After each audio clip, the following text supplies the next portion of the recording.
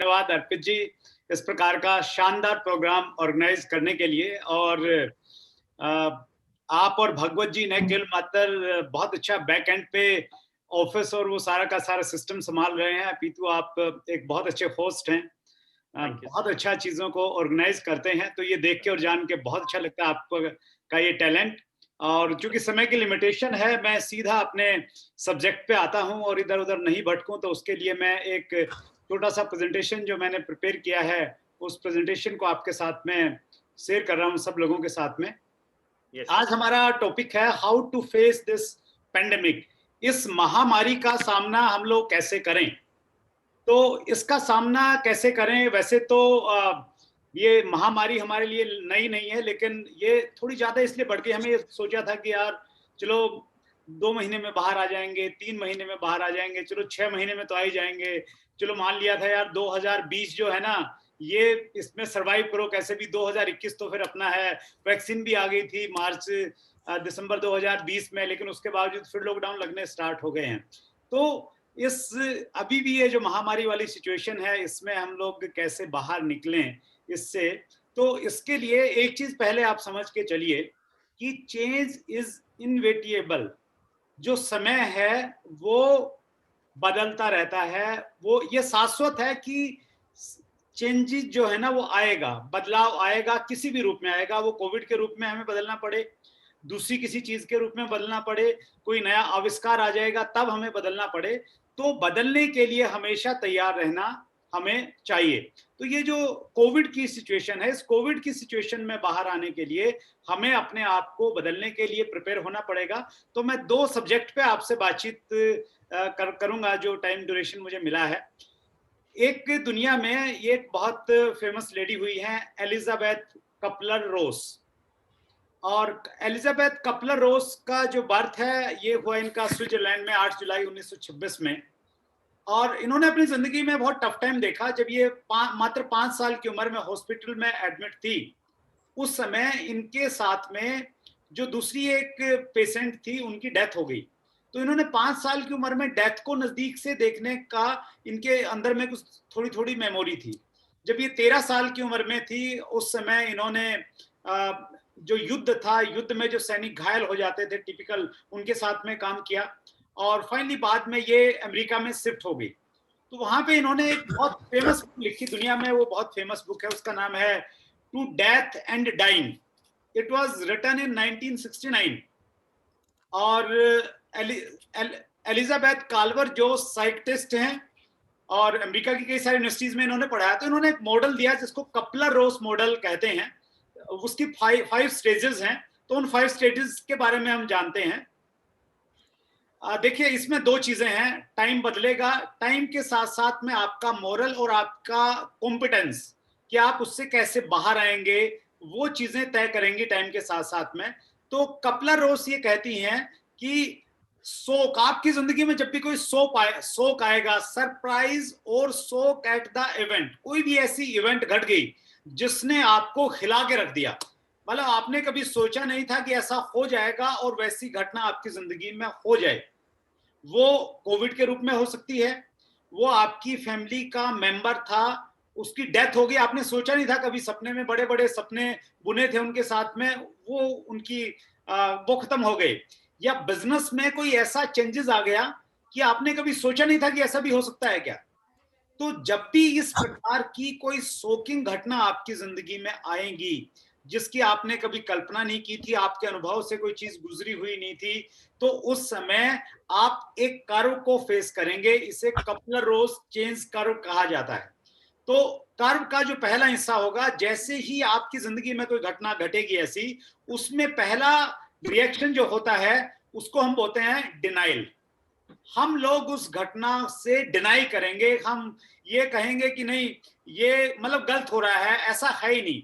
जब हम कोविड की बात करें, जब कोविड आया तो लोगों ने कहा कि नहीं नहीं ये फालतू है, कॉन्स्पिरेंसी है, ये चाल है चाइना की, चाइना सबको वो करना चाह रहा है, और ये वो सारी की सारी चीजें। डिनाइल फेज में एक आदमी नहीं था, पूरी दुनिया डिनाइल फेज में थी।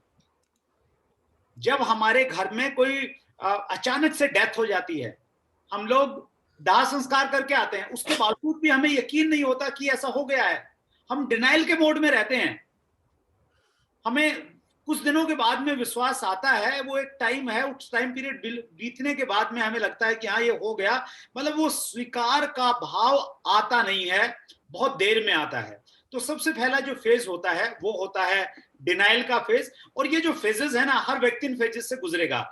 इंपॉर्टेंट ये है कि आप किस फेज में कितना समय गुजारेंगे। आप डिनाइल फेज में 2 साल भी रह सकते हैं, और आप डिनाइल फेज से 2 घंटे में भी बाहर निकल सकते हैं। वो डिपेंड करता है कि आपने क्या अब तक सीखा है, क्या अध्ययन किया है, आपके पास में इनपुट क्या है यहाँ पे, उस पर डिपेंड करेगा कि आप डिनाइल स्टेज से कितनी जल्दी बाहर आते हैं। डिनाइल जो है, disbelief, looking for evidence that it is not true. तो ये ट्रू नहीं है, ये सत्य नहीं है, ऐसे फेज में जब हम रहते हैं उसको हम लोग डिनाइल स्टेज बोलते हैं। डिनाइल स्टेज के बाद में जब दूसरी स्टेज में हम लोग पहुंचते हैं, उस स्टेज को हम बोलते हैं फ्रस्ट्रेशन स्टेज।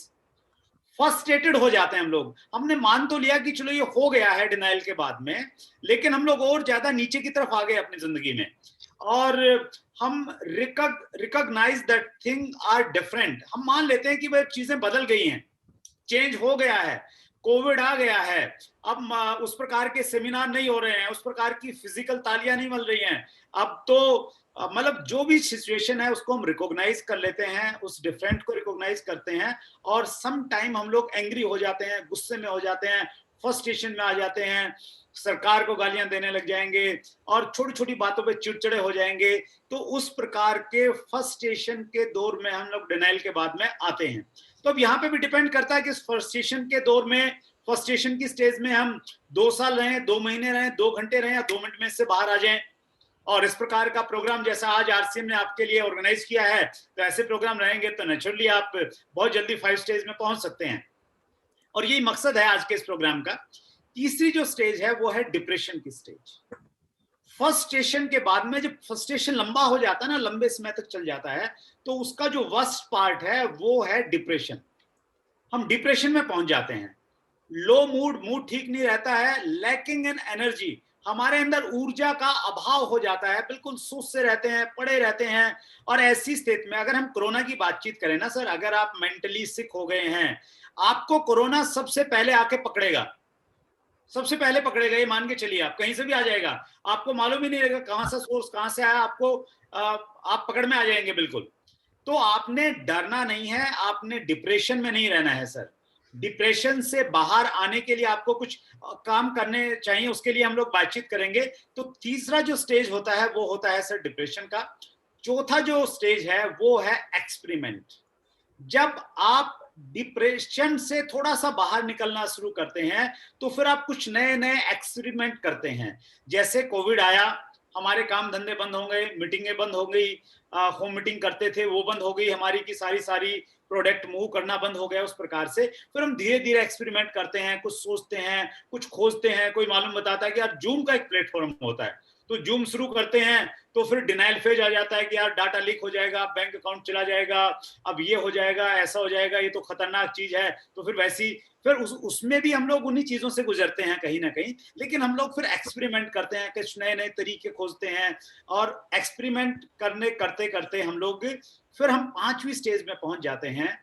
और वो जो स्टेज है वो बेस्ट स्टेज है, जहां पे हम लोग डिसीजन लेते हैं और जहां पे हम लोग स्वीकार कर लेते हैं। एक्चुअली डिसीजन स्टेज पे हम जब पहुंचते हैं, जब हम एक्सेप्ट कर लेते हैं, स्वीकार कर लेते हैं कि भाई कोविड आ गया, अब मुझे कोविड के साथ में जीना है, कोविड के साथ में बिजनेस करना है, कोविड के साथ में रहना है, मैं क्या करूं, कौन कौन से डिसीजन लूं। वो जो स्टेज होती है वो बेस्ट स्टेज होती है। उस स्टेज पे आप, आई डोंट नो आप अभी कौन सी स्टेज में हैं, आप डिनाइल में ही हैं, अभी फ्रस्ट्रेशन में है, डिप्रेशन में है, एक्सपेरिमेंट में है, या डिसीजन में है। लेकिन मेरा यकीन है कि जिस प्रकार के लीडर्स आज आपके बीच में उद्बोधन देने वाले हैं, उनसे आप डिसीजन वाली स्टेज में आप निश्चित रूप से पहुंच जाएंगे। डिसीजन वाली स्टेज में क्या होता है, learning how to work in the new situation.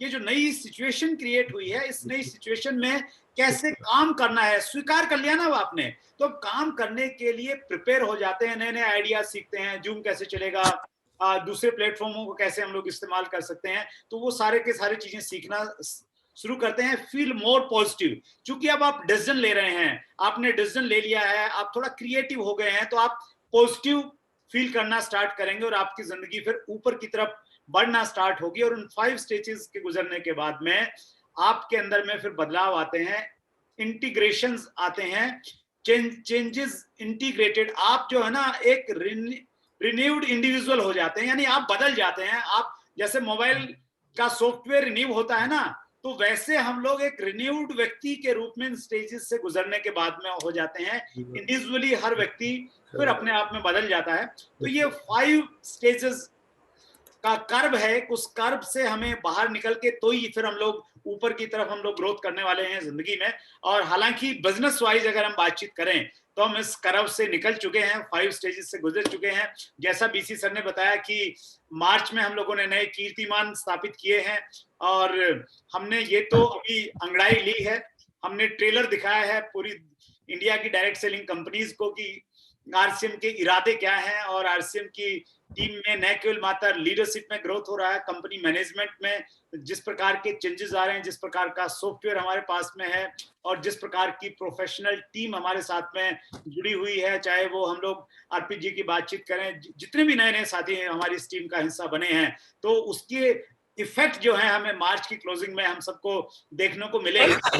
Coupler रोज की थ्योरी ये पहले मैं आपसे शेयर करना चाहता हूँ। 5 स्टेजेस हैं, आप कौन सी स्टेजेस में हैं आई डोंट नो, लेकिन आप कोशिश कीजिए कि आप जल्दी से जल्दी एक रिन्यूड इंडिविजुअल बन के आप बाहर निकलिए।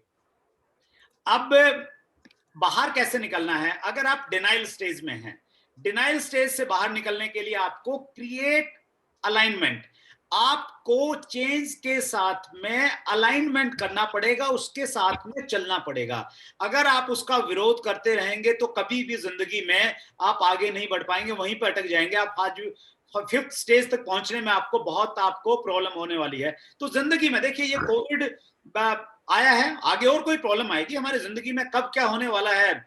जिंदगी की असली खूबसूरती यही है कि यहाँ ये फुल ऑफ सर्टेनिटीज हैं, बहुत सारे उतार चढ़ाव हैं, यही इसको एक रोमांचकारी बनाते हैं जिंदगी को। सब कुछ अगर पहले से ही तय हो, सब कुछ अच्छा हो, तो हर रोज तो आप जिस प्रकार से पनीर की सब्जी नहीं खा सकते हैं, तो कई बार अचार और चटनी के साथ में खाना बहुत अच्छा लगता है। तो वही जिंदगी में उतार चढ़ाव होना बहुत जरूरी है। तो जब भी आपकी जिंदगी में कोई शोक आए, सरप्राइज आए, ऐसा कुछ घट जाए जो कभी आपने नहीं सोचा था, क्रिएट अलाइनमेंट, उस सिचुएशन के साथ में अलाइन हो जाइए, उसके साथ में चलने के लिए अपने आप को प्रिपेयर कर लीजिए सर। दूसरी चीज, फर्स्टेशन में आपने क्या करना है? Maximise communication. आपने कम्युनिकेशन को मैक्सिमाइज करना है, ज्यादा लोगों से बातचीत करनी है। फ्रस्ट्रेटेड आदमी तब होता है जब कोई बातचीत नहीं कर रहा है, कोई कम्युनिकेशन नहीं रहता है, अपने अंदर से बात जो करता है वो भी नेगेटिव टॉक्स करना लग जाता है। तो फ्रस्ट्रेशन के मोड में जब हम उससे बाहर निकलना है तो मैक्सिमाइज कम्युनिकेशन आपको करना पड़ेगा। तीसरी चीज, डिप्रेशन से बाहर आने के लिए, जब हम डिप्रेशन में होते हैं तो क्या चाहिए हमें? एक स्पार्क ऑफ मोटिवेशन चाहिए, एक मोटिवेशन चाहिए। वो मोटिवेशन शायद आज की इस मीटिंग से आपको मिल सकता है। डीसी सर ने हमें अक्सर ये चीज सिखाई थी शुरुआत में कि जब अंगारा होता है ना, उस अंगारे के ऊपर जब राख जम जाती है तो वो थोड़े टाइम के लिए उस अग्नि को खत्म कर देता है, लेकिन वो अग्नि उस अंगारे के अंदर है। अगर कोई आदमी आके उस राख को हटा दे तो वो अंगारा फिर से दहक लगता है, वो अग्नि फिर से प्रकाशित हो जाती है, वो ऊर्जा फिर से दोबारा आ जाती है। तो डिप्रेशन में हमें स्पार्क चाहिए। कोई एक वीडियो वो स्पार्क दे सकती है, कोई एक ट्रेनिंग स्पार्क दे सकती है, कोई एक कोटेशन स्पार्क दे सकती है, कोई एक कहानी स्पार्क दे सकती है। अच्छा इनपुट हमें चाहिए उस समय जो हमें मोटिवेशन का एक स्पार्क दे सके। और जब हम एक्सपेरिमेंट की स्टेज पे पहुंच जाते हैं, डिप्रेशन से बाहर आके हम कुछ करने की कोशिश कर रहे हैं, एक्सपेरिमेंट कर रहे हैं, डिवेल्प कैपेबिलिटी। हमने अपनी कैपेबिलिटी को, हमें अपनी योग्यता को हमें बढ़ाना होता है। और उसके लिए वैसे तो एक फार्मूला है जिसे हम लोग 6C प्रिंसिपल कहते हैं। 6C प्रिंसिपल्स ये कहता है, फर्स्ट ऑफ ऑल कमिटमेंट कीजिए, एक्सपेरिमेंट में भी कमिटमेंट कीजिए कि आप ये करने वाले हैं। क्योंकि कमिटमेंट से आपके अंदर में क्रेज आ जाएगा, साहस आ जाएगा। सेकंड सी ऑटोमेटिक आता है, क्रेज आ जाएगा, क्योंकि आपने कमिटमेंट कर दिया है, मुनादी करवा दी कि भाई मैं ये तूफान मचाने वाला हूं, ये 2021-22 के फाइनेंशियल ईयर में मैं इस लेवल पे जाने वाला हूं, सितंबर में मैं तूफान मचा दूंगा, दुनिया में हिला दूंगा पूरे आरसीएम बिजनेस को। तो जब आप उस प्रकार का कमिटमेंट करते हैं तो आपके अंदर क्रेज आ जाता है, साहस आ जाता है, और क्रेज के साथ में तीसरी चीज आती है जिसको हम कहते हैं क्रिएटिविटी। आप क्रिएटिव हो जाते हैं, नए नए थॉट्स आते हैं, नए नए आइडियाज आते हैं कि यार कैसे करूं, ऐसे करूं, मुझे अगर स्टार रूबी जाना है तो 4 करोड़ का बिजनेस चाहिए, 4 करोड़ का बिजनेस कैसे होगा, अभी तो 1 करोड़ का ही है, तो उसके लिए चलो इस पे काम करता हूं, 2,500 वाले मॉडल पे काम कर लेता हूं, न्यूट्रीचार्ज के पर्टिकुलर इस पे काम कर लेता हूं, अपनी डिस्प्ले वॉल में खुलवा देता हूं। तो ऐसे आप क्रिएटिव आइडियाज आपके अंदर में बहुत सारे आने लग जाते हैं, और जैसे ही आइडियाज आएंगे, थर्ड सी के बाद में फोर्थ जो सी है, वो फोर्थ सी है कैपेबिलिटी। फिर आप कैपेबल महसूस करेंगे बिकॉज यू हैव आइडियाज, आपके पास में आइडियाज हैं, इनोवेशंस किया है आपने कुछ, तो वो आपको कैपेबल बनाते हैं। और फिर फिफ्थ जो सी है वो है कॉन्फिडेंस। कैपेबिलिटी से आपके अंदर कॉन्फिडेंस आता है, और कॉन्फिडेंस से आप अपने टारगेट को अचीव करते हैं। तो फिर 6C है जिसको हम लोग कहते हैं कॉन्टिन्यूअस, यानी फिर आपने एक टारगेट को अचीव कर लिया तो आपने आराम से घर पे जाके चद्दर तान के सो नहीं जाना है। बीइंग ए लीडर आपने फिर अगला कमिटमेंट करना है, अगला फिर डिक्लेयर करना है कि अब मैं ये करने जा रहा हूं। तो कमिटमेंट से फिर क्या होगा, क्रिएटिविटी आएगी, कमिटमेंट से क्रेज आएगा, क्रेज से क्रिएटिविटी आएगी, क्रिएटिविटी से कैपेबिलिटी आएगी, फिर कॉन्फिडेंस आएगा, और फिर कंटिन्यूस एक सर्कल है 6C का जो चलता रहता है। तो इससे पहले, कैपेबिलिटी से पहले आप कमिटमेंट कर लीजिए, फिर ऑटोमेटिकली चीजें आपकी जिंदगी में होते चली जाएंगी। और पांचवा जो है वो है डिसीजन। जब आप डिसीजन आप ले लेते हैं, आपने कुछ नई नई चीजें इजाद की, नई नई खोज की है, लर्न किया है आपने कुछ, शेयर द नॉलेज, आपने उस नॉलेज को शेयर करना है। आप लालची मत बनिए, आप स्वार्थी मत बनिए, यार आपने बड़ी मुश्किल से ये फार्मूला ढूंढा है, ये अगर आप बता देंगे तो फिर तो दूसरे लोग ही चले जाएंगे आपसे पहले स्टार रूबी, तो आप तो पीछे रह जाएंगे। नहीं, आपके पास जो नॉलेज है ना, जो आइडिया है सर, ये ज्ञान जो है ना देने से घटता नहीं है। तो इसलिए नदियां पानी देती रहती हैं, फल अपने वृक्ष जो है अपने फल देते रहते हैं। तो ये आज भी 21वीं सदी में भी चरितार्थ, और 25वीं सदी में भी शायद ये चरितार्थ रहने वाली है। तो शेयर योर नॉलेज, जो आपने सीखा है, ज्ञान दिया है, व्हाट्सएप से, यूट्यूब से, मीटिंग से, जैसे भी हो सकता है, उसको आप शेयर करते रहिए। सो इन 5 स्टेजेस से आने के लिए ये 5 छोटे छोटे तरीके जो हैं ये आपके सामने प्रस्तुत किए गए हैं, तो आप इनसे उनसे बाहर आ सकते हैं। और लास्ट में, समय मेरे पास में बहुत लिमिटेड था, थोड़ा सा ज्यादा ले रहा हूं, मैं माफी चाहता हूं, लेकिन मैं इसको कंप्लीट करना चाहता हूं। देखिए, माइंड सेट मैटर्स। इन सारी सिचुएशन से बाहर आने के लिए और आगे बढ़ने के लिए आपका जो माइंड सेट है ना, वो बहुत मैटर करता है। अगर आप अपने माइंड को लॉक कर लेंगे, आपने कुछ सोचेंगे नहीं, कुछ क्रिएटिविटी नहीं करेंगे, तो आपकी जिंदगी खत्म हो जाएगी। लेकिन अगर आप क्रिएटिव रहेंगे तो बहुत बहुत सारी चीजों से गुजरेंगे। देखिए, ये जो कोविड की सिचुएशन है, इस कोविड की सिचुएशन में what kind of mind set do you want to have during कोविड-19? ये कब तक चलेगा वी डोंट नो, लेकिन जब तक चले आपने कौन सा माइंड सेट रखना है वो आप देख लीजिए। मैं 4 तरह के माइंड सेट आपको बता रहा हूं, उन चारों में से आपका कौन सा माइंड सेट है वो आप देख लीजिए। एक माइंड सेट होता है जिसको कहते हैं failure mind set. Failure mindset वाले लोग कौन से होते हैं? वो हार मान लेते हैं, पहले ही झटके हार मान लेते हैं, वो कुछ करते नहीं है। वो सोच के आदमी होते हैं कि भाई जंगल में किसी ने पूछा कि यार शेर आ गया तो क्या करेगा, बोले मैं कुछ नहीं करूंगा, जो करेगा शेर ही करेगा। मतलब वो शेर नहीं, अगर गिद्दड़ आ जाए ना तो वो उनकी थ्योरी वही है, कुत्ता आ जाए तो उनकी थ्योरी यही है, वो कुछ नहीं करते। वो फेलियर माइंडसेट है, वो हार मान लेते हैं, वो स्वीकार कर लेते हैं कि यार सब कुछ बंद गया, लॉकडाउन हो गया, मैं कुछ नहीं कर सकता, कुछ नहीं हो सकता, खत्म हो गई दुनिया, अब कुछ नहीं होगा, बस खत्म दुनिया।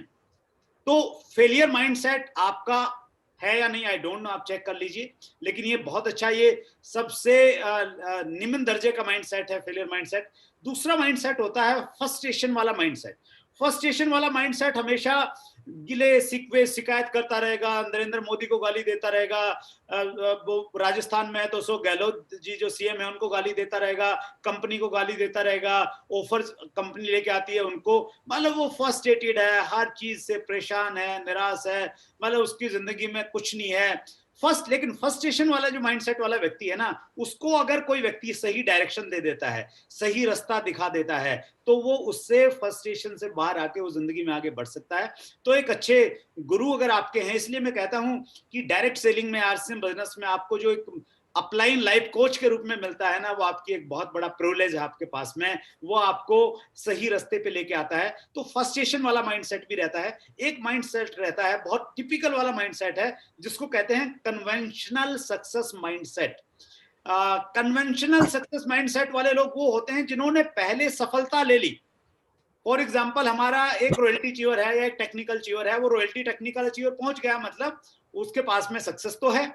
अब वो जिस तरीके से उसने सक्सेस मिली है, कन्वेंशनल सक्सेस माइंडसेट मतलब वो अपने आप को ये मानता है, यार मैं बदलूंगा नहीं, जिस तरीके से मैं रॉयल्टी पे बना था उसी तरीके से टेक्निकल पे जाऊंगा, उसी तरीके से एमराल्ड पे जाऊंगा, उसी तरीके से स्टार रूबी पे जाऊंगा। सिचुएशन ये कह रही है कि आपने बदलना पड़ेगा, आप उसी तरीके से नहीं जा सकते, आप मीटिंगों में नहीं धाड़ सकते स्टेज पे, आप बड़ी बड़ी मीटिंगों में जो माहौल बनता था वो माहौल नहीं बना सकते। तो कन्वेंशनल माइंडसेट वाले, कन्वेंशनल सक्सेस माइंडसेट मतलब वो सक्सेसफुल लोग हैं, कहीं ना कहीं छोटी या बड़ी सक्सेस उनके पास है, लेकिन वो उस तरीके को, उस कन्वेंशनल, उस परंपरागत, उस पुराने तरीके को वो छोड़ने के लिए तैयार नहीं रहते हैं। इसीलिए वो क्योंकि उनके पास में थोड़ा बहुत पैसा वैसा भी है, उसको खर्च करते रहते हैं, थोड़ी बहुत टीम वीम भी है जो बची रहती है, उसके साथ में माथा पच्ची करते रहते हैं। लेकिन इनको बहुत देर में समझ में आती हैं चीजें, जब लगता है कि अब तो करना ही पड़ेगा, फिर ये जूम पे आते हैं, फिर ये जूम की आईडी बनाते हैं, फिर ये जूम पे मीटिंग स्टार्ट करते हैं, फिर ये सारी की सारी एक्टिविटीज करते हैं। और स्पेशली जो थोड़ा एक लीडरशिप वाले लोग हैं, उनको मैं कहना चाहता हूँ, देखिए आपको जो सक्सेस मिली ना, वो कब मिली, किन तरीकों से मिली, वो तरीके आज नहीं चलेंगे सर। चीजें बदल गई हैं, कोविड ने सब कुछ बदल के रख दिया है। और आप अगर अभी भी वहीं पे उलझे हुए हैं, आप यही कह रहे हैं कि यार ये मेरे बाल वैसे सफेद नहीं हुए हैं, मैंने 15 साल तक काम किया, वो 15 साल जो काम किया वो नहीं चलेगा, उसमें कुछ ना कुछ बदलाव लाना पड़ेगा, पॉजिटिव चेंज लाना पड़ेगा, उस कन्वेंशनल सक्सेस माइंडसेट से बाहर आना पड़ेगा।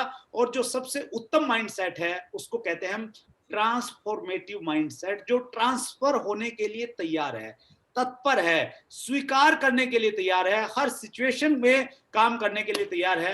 तो वो माइंडसेट ट्रांसफॉर्मेटिव माइंडसेट है। चूंकि बहुत लंबा टॉपिक है, बहुत डिटेल में मैं नहीं जाना चाह रहा, तो आप पहले चेक कीजिए कि आप कौन से माइंडसेट में हैं और उस माइंडसेट से आपको कहां पे आना है। सर आपने जो स्टेजेस 5 बताई, 5वीं स्टेज में से जो कपलर रोज के स्टेज हैं उनमें से 5वें स्टेज पे पहुंचना है, और ये जो 4 माइंडसेट है इसमें से भी आपने चौथे माइंडसेट पे पहुंचना है। ये मेरी लास्ट स्लाइड है। Life is only as good as your mindset. आपकी जिंदगी उतनी अच्छी होने वाली है जितना अच्छा आपका माइंडसेट होगा।